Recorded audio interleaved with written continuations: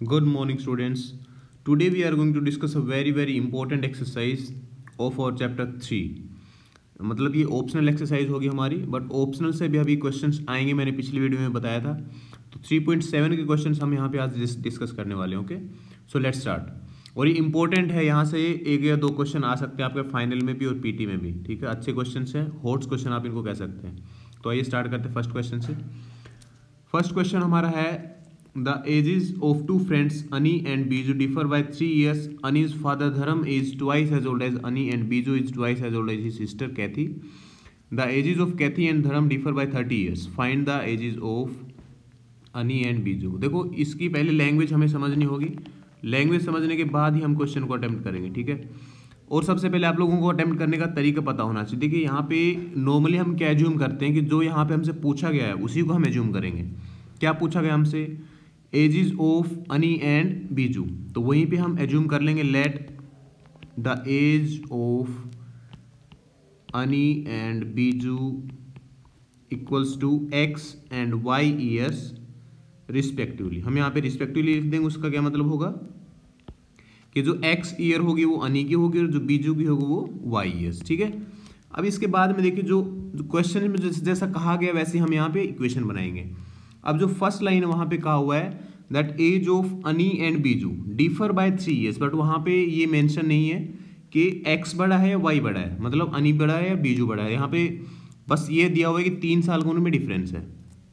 तो यहाँ पे हमारे दो केस बनेंगे। एक केस में हम क्या लेंगे, फर्स्ट केस में हम लेंगे कि एक्स बड़ा होगा वाई से। ठीक है, मतलब अनी बड़ा होगा। तो केस फर्स्ट देखिए क्या होगा, केस फर्स्ट। और सेकेंड केस में हम क्या करेंगे कि बीजू बड़ा होगा अनी से। ठीक है, तो फर्स्ट केस में हम क्या कह रहे हैं दैट अनी इज ओल्डर देन, अनी इज 3 years ओल्डर देन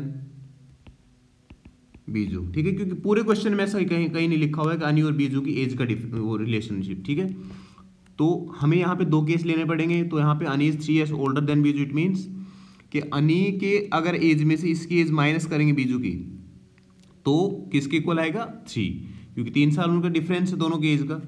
तो एक तो इक्वेशन हमारी बनेगी ये, इक्वेशन नंबर फर्स्ट। अब सेकंड इक्वेशन कहाँ से बनेगी, देखिए, Ani's father Dharam, Ani's father Dharam is twice as old as Ani. जब अनी एक्स ईयर का है तो उसके पापा कितने साल के होंगे, twice as old as means 2x हो जाएंगे उनके उसके पापा की एज।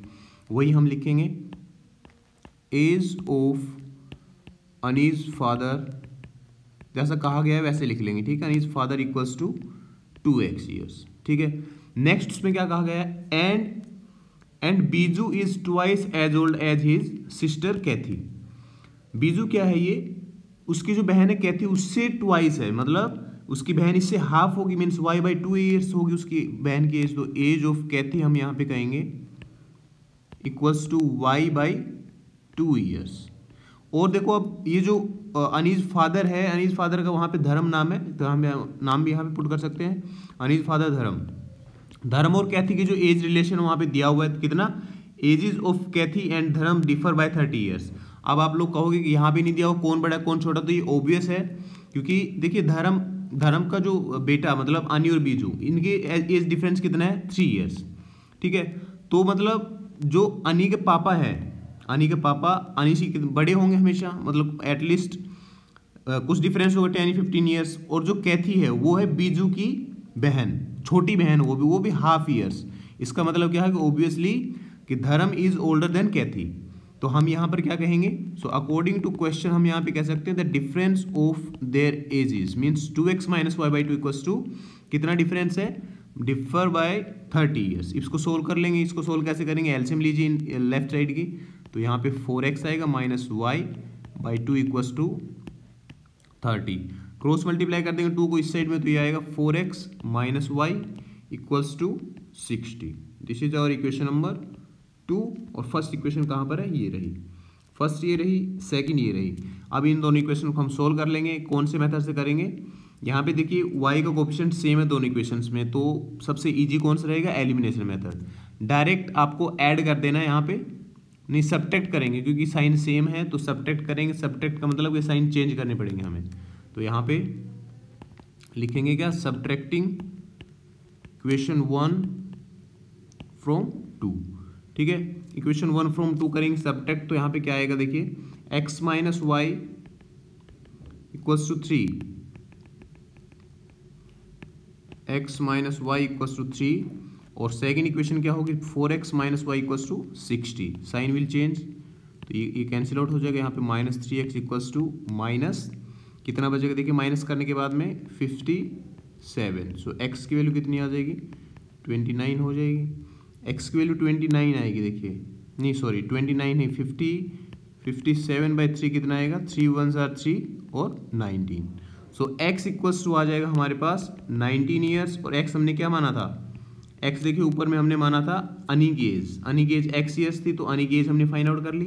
अब बीजू की एज कहाँ से फाइंड आउट करेंगे, यहाँ से इस इक्वेशन में पुट करके, तो x की वैल्यू अगर 19 है, so 19 minus y equals to 3, so y की वैल्यू क्या हो जाएगी 16 कैसे होगी देखिए, एक स्टेप यहाँ पे आप और लिख सकते हैं, y को इस साइड में ले जाएंगे और 3 को इस साइड में ले जाएंगे, तो 3 को इस साइड में लेके जाएंगे तो 19 माइनस 3 और y पॉजिटिव हो जाएगा, सो y इक्वल्स टू 16 ईयर्स, ठीक है। तो यहाँ पे बीजू की एज होगी ये, और अनी की एज कौन सी होगी ये, ठीक है। एक तो केस होगा हमारा ये, जब ये केस कब हुआ है, जब हमने अनी की एज ज्यादा मानी है, ठीक है, क्योंकि यहाँ पे देखिए मैंने ऊपर लिखा था कि Annie is let in case first Annie is 3 years older than Biju, तो ये केस आएगा हमारा फर्स्ट। केस सेकंड में क्या होगा, केस सेकंड में अगर हम यहाँ पे कहेंगे कि Biju is older than, Biju is 3 years older then अनी। अब देखिए बीजू अगर बड़ा होगा तो वहां पे रिलेशन क्या होगा, y minus x equals to 3 होगा ऑब्वियसली, क्योंकि y इसकी बीजू की एज है, तो y माइनस एक्स करेंगे तब हमारे पास 3 आएगा, तो इक्वेशन नंबर 1 बनेगी ये। और जो सेकंड इक्वेशन रहेगी, अब सेकंड इक्वेशन बीजू की एज है ये, ठीक है, तो बीजू की अगर एज ये होगी तो कैथी की एज क्या होगी y/2 सेम, और अनी की एज वही x है, तो उसके पापा की एज कितनी होगी 2x, तो ये जो सेकंड इक्वेशन बनेगी हमारी सेम रहेगी इक्वेशन, ठीक है। सेकंड इक्वेशन हम यहाँ पे लिख सकते हैं 4x minus y equals to 60, ये इक्वेशन नंबर 2 होगी हमारी, ये भी अकॉर्डिंग टू क्वेश्चन हम यहाँ पे भी लिख लेंगे कंप्लीट, ठीक है। केस 2 में भी ये जो मैंने यहाँ पे लिखा था सेकंड इक्वेशन बनाने के लिए ये सारा पार्ट आप इसमें भी लिख लेंगे, और ये इक्वेशन आ जाएगी हमारी। अब इसको क्या करेंगे देखिए, सोल्व कैसे करें, अब यहाँ भी y की वैल्यू y सेम यहाँ पे है, जो फर्स्ट इक्वेशन है उसको हम ऐसे लिख सकते हैं -x plus y equals to 3, और जो सेकंड इक्वेशन उसको हम एज इट इज रहने देंगे -y इक्वल्स टू 60। देखिए y की वैल्यू कोफिशिएंट सेम रहे y की, और साइन डिफरेंट, तो इनको ऐड कर देंगे, ऐड करेंगे तो कैसे आएगा देखिए, साइन चेंज अब की बार नहीं होगा, तो y से y कैंसिल आउट, और यहाँ पे ऐड करेंगे तो कितना आएगा 3x और इक्वल्स टू 63, सो x की वैल्यू कितनी आ जाएगी, x की वैल्यू आएगी 2 और 1, x की वैल्यू आएगी 21, ठीक है। x की वैल्यू जब 21 आएगी तो इस इक्वेशन को यूज करके हम कहेंगे y minus 21 equals to 3, so y की वैल्यू आ जाएगी 3 + 21 and y will equals 24 years. अब y क्या है, x से हमने माना था अनी और y माना था बीजू, ठीक है। तो बीजू को अब की बार हमने 3 साल बड़ा माना था, तो उसकी एज आ जाएगी 24, और जो अनी है उसकी एज आ जाएगी 21, ठीक है। ये हमारा क्वेश्चन है, 2 केस बनेंगे इसमें, ऐसे आप इनको सोल्व करेंगे, अगर ये आएगा तो सेम ऐसे ही सोल्व करना है 2 केस बना के, नहीं तो आपके डबल आंसर आ सकते हैं। और 2 केस कब बनेंगे कि एक को यहाँ पे बीजू को बड़ा मानना पड़ेगा, एक केस में हमें अनी को यहाँ पे एज बड़ी कंसिडर करनी पड़ेगी, ठीक है। तो ये था हमारा क्वेश्चन फर्स्ट, आई होप के समझ में आया होगा। तो नेक्स्ट क्वेश्चन पे चलते हैं। 1 सेज गिव मी 100 फ्रेंड, मतलब वहाँ पे देखिए ये जो कन्वर्सेशन है, यहाँ पे 2 फ्रेंड्स की कन्वर्सेशन है। अब वो कौन से फ्रेंड उनको आपस में क्या कह रहे हो, देखिए जो पहला फ्रेंड है, जो फर्स्ट फ्रेंड है, वो कह रहा है दूसरे को कि आप मुझे 100 रुपीज़ दीजिए, मतलब अगर ये 100 रुपीज़ दे देगा तो इसका प्लस हो जाएगा और इसमें से माइनस हो जाएगा 100। तब उसके बाद क्या होगा कि I shall then become twice as rich as you. इसके पास मान लीजिए ये लेने के बाद में 100 रुपीज़ लेने के बाद इसके बाद जो रुपया होगा वो कह रहा है कि जो आपके पास बचेगा उसका डबल हो जाएगा, ठीक है। फिर वो जो दूसरा कहता है कि ठीक है, दूसरा क्या कह रहा है, अपनी कंडीशन बता रहा है, इफ़ यू गिव मी 10, मतलब यहाँ से अगर -10 और इसमें +10 हो जाता है, then this friend will becomes 6 times as rich as this one, means first friend. तो ये जो होगा इससे 6 टाइम हो जाएगा ये।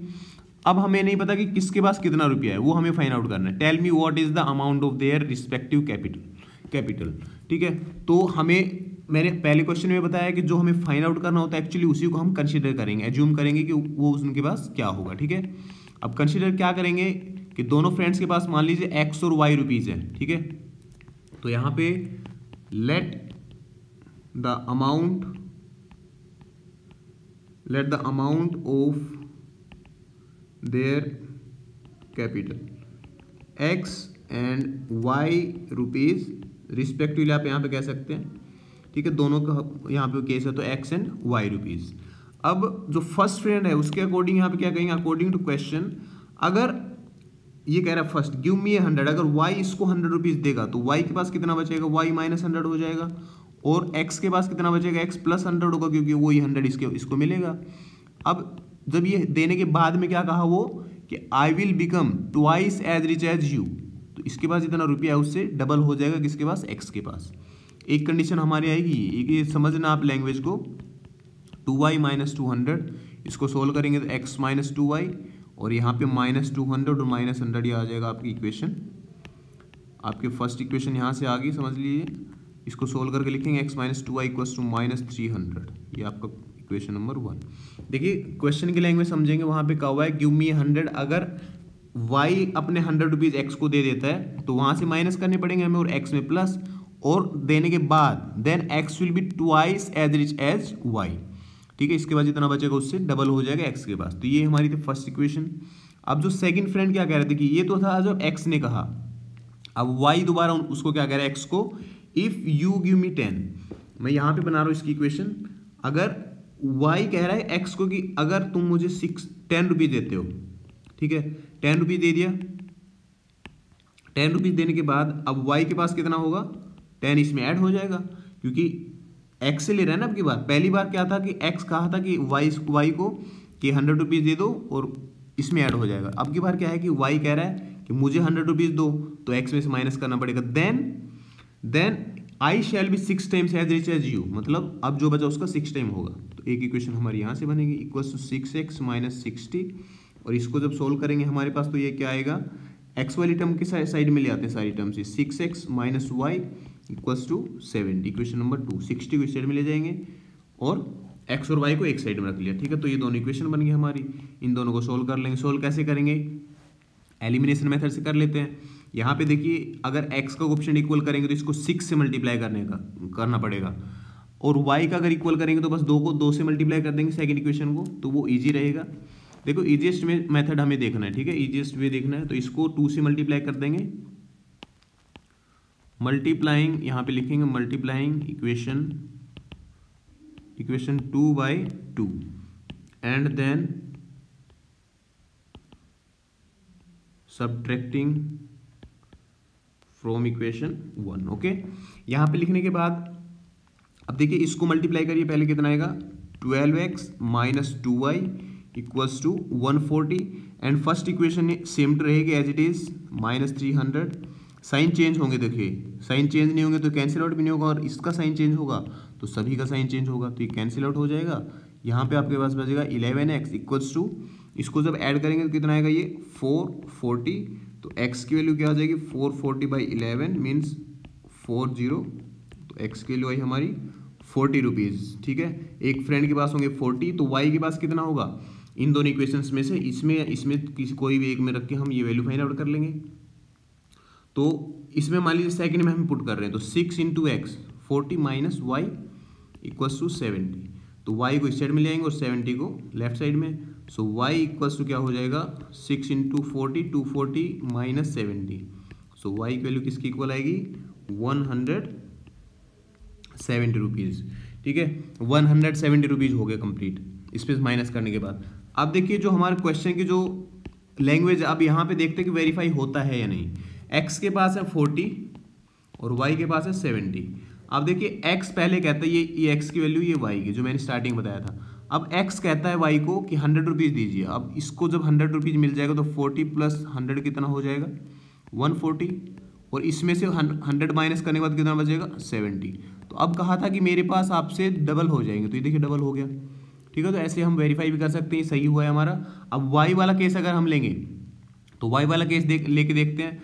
अगर इसमें से मान लीजिए, इसमें से मानिए कहा कि 10 रुपीज़ हमें मेरे को दे दीजिए, तो 10 इसमें से माइनस करेंगे कितना बचेगा, 30, और यहाँ पे ऐड करना पड़ेगा हमें, तो ये कितना हो जाएगा, 170 प्लस 10 180। तो ये कितना था 13 to 6 टाइम्स, ठीक है। तो ऐसे हम इसको वेरीफाई भी कर सकते हैं। तो उनकी जो रिस्पेक्टिव कैपिटल थे स्टार्टिंग में कितनी होगी 40 rupees and 170 rupees. So I hope कि आप लोगों को समझ में आया होगा ये। नेक्स्ट क्वेश्चन देखिए, a train covered a certain distance at a uniform speed. If the train would have been 10 km/h faster, it would have taken 2 hours less than the scheduled time. And if the train were slower by 10 km/h, it would have taken 3 hours more than the scheduled time. Find the distance covered by the train. ये हमारा question है। देखिए बिल्कुल simple है, अगर language के according चलेंगे तो कन्फ्यूज नहीं होना बिल्कुल भी। हमारे पास एक फॉर्मूला है, देखिए speed equals to distance by time. हमारे पास अभी कुछ भी नहीं पता है हमें, बस ये दिया हुआ है कि जो लैंग्वेज हमारी है कि ट्रेन अगर मान लीजिए कोई डिस्टेंस है, डिस्टेंस वहाँ पे सर्टेन डिस्टेंस है, अगर ट्रेन 10 किलोमीटर अपनी जो रेगुलर स्पीड है उससे 10 किलोमीटर फास्ट चलेगी, मतलब प्लस चलेगी उससे, तो दो घंटे कम लगेंगे उसको ट्रैवल करने में, ठीक है। और 10 किलोमीटर का स्लो कर देगी अपनी स्पीड तो उसको 3 घंटे 3 आवर्स ज़्यादा लग रहे हैं। अब हमें डिस्टेंस फाइंड आउट करने की, डिस्टेंस क्या है, तो उसके लिए हमें ये तीनों चीज़ माननी पड़ेगी, क्योंकि हमारे पास तो कुछ भी नहीं है और रिलेशन हमें बस ये पता है कि डिस्टेंस टाइम और स्पीड का रिलेशन ये होता है। तो वहाँ पे हम कहेंगे let the speed distance and time of the train are. अब स्पीड को हम मान लेते हैं चलो s, ठीक है, डिस्टेंस को d और टाइम को t रिस्पेक्टिवली, या एक्स वाई जेड भी आप मान सकते हैं, ठीक है, एक्स वाई जेड भी मान सकते हैं। तो s d and t respectively का मतलब होगा कि speed for s for speed, d for distance and t for time. अब यहाँ पे हम लिख सकते हैं कि s equals to d by T, तो डिस्टेंस इक्वल्स टू किसके आ जाएगा s t equals to equation number 1। अब देखिए इसी इक्वेशन से हमारा क्वेश्चन बनेगा, डिस्टेंस सेम रहेगा, वो डिस्टेंस सेम है ये। देखिए अगर स्पीड कितना बढ़ा रही है, स्टार्टिंग वाला फर्स्ट केस देखेंगे, train would have been 10 kilometre faster, तो स्पीड प्लस 10 अगर हो जाती तो टाइम कितना माइनस हो जाएगा, टाइम -2, ठीक है, t -2 होगा ना, 2 आवर्स लेस। अब इसको थोड़ा सोल्व कर लेंगे कि d की जो वैल्यू है ये st, इसको हम यहाँ पे पुट कर लेंगे, ठीक है, क्योंकि ये तो इक्वल है, डिस्टेंस तो सेम है ना, तो इसको हम यहाँ पे st पुट करेंगे और इसको सोल्व करेंगे तो कितना आएगा st plus 10t minus 2s और माइनस 20। तो यहाँ से st कैंसिल आउट हो जाएगा और हमारे पास दो वेरिएबल की ये इक्वेशन आ जाएगी। देखिए 10 टाइम है ये, t फॉर टाइम और स्पीड ना, हाँ s for speed minus 20 equals to 0 रहेगा इस साइड में, तो ये इक्वेशन हमारी बनेगी 1। अब सेकंड इक्वेशन कहाँ से बनेगी, देखो सेकंड केस देखो। अब सेकंड केस क्या है हमारा, सेकंड केस हमारा डिस्टेंस। अब देखिए क्या कहा हुआ है, and if train were slower by 10 km/h it would have taken 3 hours more. तो डिस्टेंस कितने ट्रेवल करेगी, जब स्पीड -10 अगर होगी तो टाइम हो जाएगा +3। अब दोबारा इस d को यहाँ पे सब्स्टिट्यूट कर देंगे किससे, st से। अब देखिए st से जब सब्स्टिट्यूट करेंगे और इस साइड में मल्टीप्लाई करके लिखेंगे तो कितना आएगा, st minus 10t plus 3s और माइनस 30। ये st यहाँ पे दोबारा कैंसिल आउट हो जाएगा और यहाँ पे हमारे पास क्या बचेगा, -10t plus 3s minus 30 equals to 0। Equation number 2। Equation number 1 हमारे पास ये रही, a linear equation in 2 variable, a linear equation in 2 variable. दोनों इक्वेशन हमारे पास लीनियर इक्वेशन है, इनको हम कोई भी मेथड से, अलजेब्रिक मेथड से सोल्व कर लेंगे और हमारे पास क्या आएगा, फिर देखिए s की और t की वैल्यू आ जाएगी, ठीक है। s और t की वैल्यू फाइंड आउट कर लेंगे तो हम डिस्टेंस यहाँ से फाइंड आउट कर सकते हैं। चलिए एक बार देख लेते हैं हम करके। साइन यहाँ पे डिफरेंट है तो ऐड कर देंगे, ऐड करेंगे तो 10 वाला वहाँ पे कैंसिल आउट हो जाएगा, 10 वाला कैंसिल होगा और इसको डायरेक्ट ऐड करेंगे हम तो क्या आएगा, 3s है और -2s, तो s बचेगा और यहाँ पे -50 इक्वल्स टू 0। तो स्पीड कितना आ जाएगा उसके 50 km/h। और स्पीड अगर 50 है तो ये कितना आएगा, देखिए यहाँ पे इसमें पुट करके देखते हैं, 10t माइनस 100, 2 × s है तो 100 minus 20 equals to 0, so 10t equals to 120। So time taken will be 12 hours.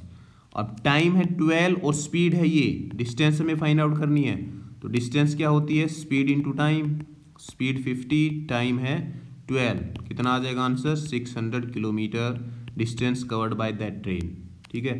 तो इसका आंसर हो जाएगा 600 किलोमीटर। आई होप कि आप लोगों को समझ में आया होगा क्वेश्चन। अब आप लोग उससे कंफ्यूज मत होना कि मैंने आपको एक शॉर्ट ट्रिक बताई थी, उस शॉर्ट ट्रिक में आपको वहाँ पे स्पीड दी हुई होती है, ठीक है, पर्टिकुलर स्पीड का डिफरेंस मैंने ऊपर बताया था आपको कि उससे कर लेना, बट यहाँ पे आपको स्पीड नहीं दी हुई है, वहाँ पे यहाँ कहा हुआ है कि स्पीड में अगर इतना फास्ट करेंगे इतना स्लो करेंगे, तो उस ट्रिक से ये क्वेश्चन नहीं होगा, ठीक है, क्योंकि वहाँ भी आपको इक्वेशन बनानी पड़ेगी अगर इससे करना चाहोगे तो ये नहीं होगा। अगर स्पीड दी होती तो हम इस फॉर्मूले से कर सकते थे, ठीक है।